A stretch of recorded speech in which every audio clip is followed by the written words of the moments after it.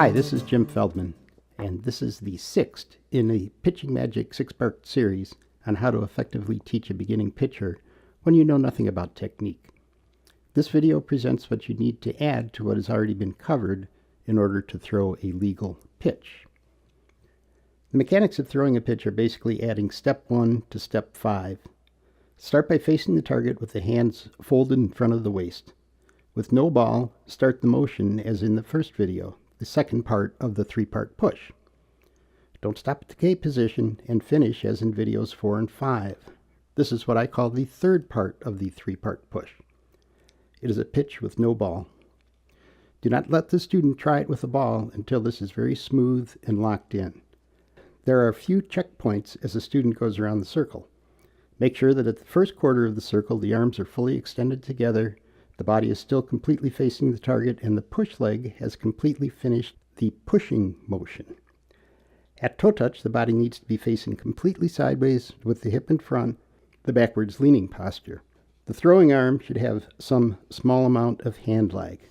At elbow connection, the body can either remain completely sideways or rotated about halfway or 45 degrees. Elbow connection has some hand lag, ideally from 30 to 45 degrees. The follow-through should be long and loose with the back of the hand facing the sky. Repeat this without a ball many times and work with the student to fix technique problems. The goal is for the student to throw successful pitches from the first throw. Go back and work on specific things that need work.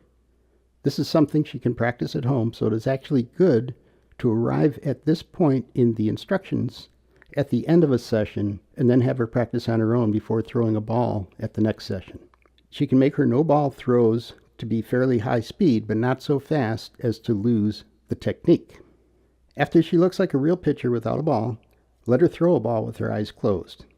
Keep doing that until she learns to relax and just trust the technique. Some girls have difficulty with the eyes closed, and if she is clearly not getting anywhere, just go on to regular pitching. At this point, the pitching motion starts with the hands folded in front of the body and pushing down along the push leg. Once the student starts throwing with her eyes open, she will generally display some bad technique. It won't magically get better, so go back to throwing with no ball, even to a previous video, to work on specific problems. The student needs to develop a comfort zone of sorts so that she won't be trying to think too much during a pitch. It is good to start practicing that now. Let the student know that you will be the one to point out things that she should do differently and that her job is to just throw the ball. Starting with the hands in front and not doing any sort of an arm swing is what I like my beginning students to do. The more motion there is before the pitch starts, the more things that can go wrong. The other thing is that with motions that are large, such as bending way down or throwing the hands way back, the student will get tired faster than with a compact motion. It might not seem like a big deal now, but if she is pitching her fourth or fifth game of the day in a tournament on a very hot day, conserving that energy could be very important. The 4 key principles do not involve anything about the wind-up or preliminary motions, so those can be a student's personal preference. Just make sure that whatever she does allows her to execute the key principles once the pitch begins. I've measured the pitching speed of many individual pitchers, having them use no backswing as well as a full backswing of some sort. Many will show a 1 mile per hour faster speed with a backswing, but the students who have the best technique are actually faster with the no backswing approach, particularly as the innings pile up in a day. So it's a good way to start. If the student does use a backswing, make sure that the back of the hand is pulling the ball as it passes the hip at the circle start, as this will leave the hand in proper position going around the circle without having to do some unnecessary arm twisting. If the student is not using a backswing, some sort of motion in front of the body will help establish a consistent pitch. There are rules to be followed, and you should know what they are.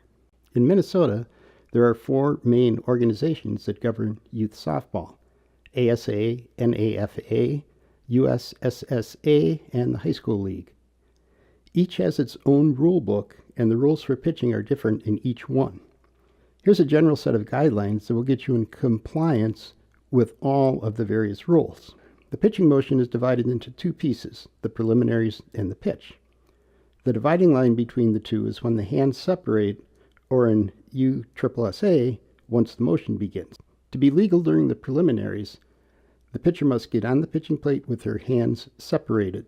The ball can be either in the glove or in the hand. Once the pitcher takes her position on the plate, she must have her hips and shoulders facing home plate, and she must look for a sign, or appear to look for a sign, from the catcher while her hands are still separated. It is okay to get a sign before getting on the pitcher's plate, or to get a verbal one, but she must then also look for one once she is on the plate. This prevents quick pitches that are delivered before the batter is ready and eliminates the momentum from moving forward as she gets onto the pitching plate. When the pitcher takes her place on the plate, both feet must be in contact with the plate. High school rules allow the stride foot to be behind the pitching plate. Starting with the foot back seems to add about 1 mile an hour to the speed. Most coaches recommend starting with both feet on the plate, even in high school, for any player that may be pitching under the other rules during the summer, so as not to create confusion at an inopportune time. Once the pitcher gets a sign, or appears to get a sign, she must bring her hands together for not more than 10 seconds. The hands may be moving when they come together, and there is no minimum time that they must stay together, but they may only come together once. Once the hands separate, if they come together again, even briefly, it is an illegal pitch. If a pitch is ruled illegal, it becomes a delayed dead ball, and the penalty is that the pitch is called a ball. And in ASA or USSSA, each runner is also awarded an advance of 1 base. NAFA and high school rules do not have the runner advance. If she delivers an illegal pitch, the offensive coach has the option of taking the penalty or the result of the play. If she delivers an illegal pitch and the batter hits it, and if all runners, including the batter runner, reach the next base safely, then the illegal pitch penalty, as well as the option for the offensive coach, is no longer in effect. More than you probably need to know, but these situations come up with beginning pitchers, so it is good to know the rules. If the ball slips out of the hand after the pitch has begun, it is a live ball and the runners can advance and the pitch is called a ball.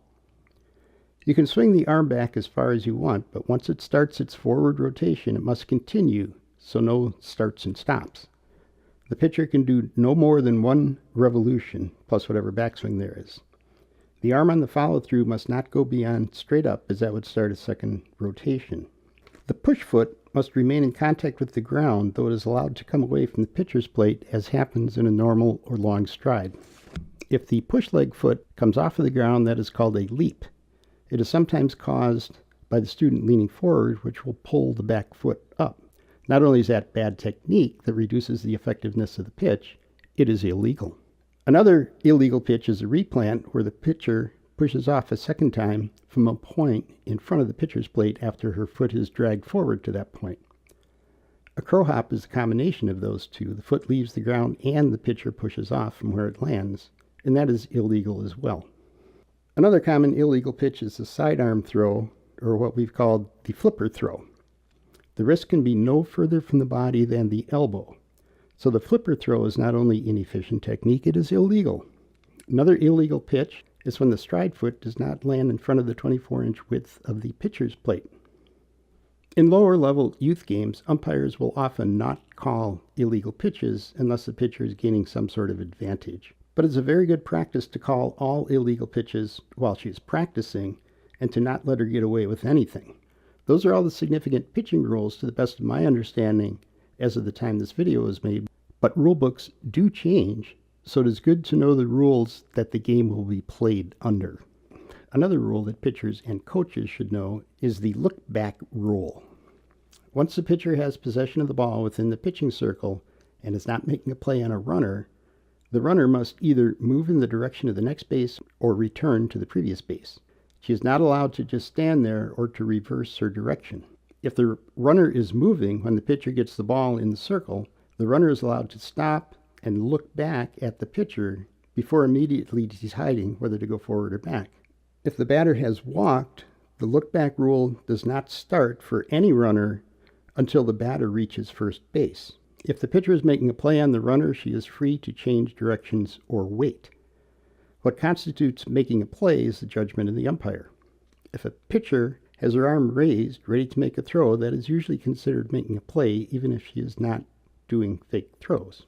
If the ball is in the glove and the pitcher is just looking at the runner, that is usually considered to be not making a play. In some lower level games, runners on third base will sometimes dance around trying to get the catcher to throw to the third baseman looking for an overthrow. The best defense is to quickly return the ball to the pitcher in the circle after every pitch. The pitcher must always keep her focus on the ball and not the runner until she catches the ball so as not to be distracted from making a catch. Once she has the ball, she needs to find the runners in case a delayed steal is happening. Pitchers need to develop a routine to follow in between pitches so that she can get into a comfort zone. For example, if you watch college games, every pitcher will get the ball back from the catcher, walk towards second base past the pitcher's plate, do something, and then walk onto the pitcher's plate to get the sign. The something can be anything, such as taking a deep breath, looking at the exact same spot, like a particular tree beyond the outfield fence, touching the rosin bag, or just turning around. Now, the pitcher should do this between every pitch, not just after she throws a bad one. Incorporate this into practice sessions. If she is using a net instead of a catcher, place the bucket of balls where she strides to simulate getting a throw from the catcher before she turns to walk past the pitcher's plate. So that's it. Pitchers can win state championships with a fastball and a changeup. I generally teach a changeup once a pitcher has reached about 40 miles an hour with her fastball. When a pitcher reaches 50, I often introduce a breaking pitch. While many students can throw an effective changeup fairly quickly, throwing a good breaking pitch often takes 6 months or more to develop. It's best to learn breaking pitches under the watchful eye of a qualified coach so that the student can maximize the amount of break while using proper technique that reduces the chance of injury. The second video in this series discusses in more detail what makes pitches move. If you have been walking a beginning pitcher through the videos, do not expect to have a polished pitcher right away, particularly if she started shortly before the season because the team needed the pitcher and you had to rush through. Pitchers need constant reminders to use proper technique. A good thing to do if you see a problem of some sort is to find a drill that is designed to resolve that particular problem, or just make one up. Be sure that when focusing on one aspect of the delivery, that the other motions continue to exhibit good technique.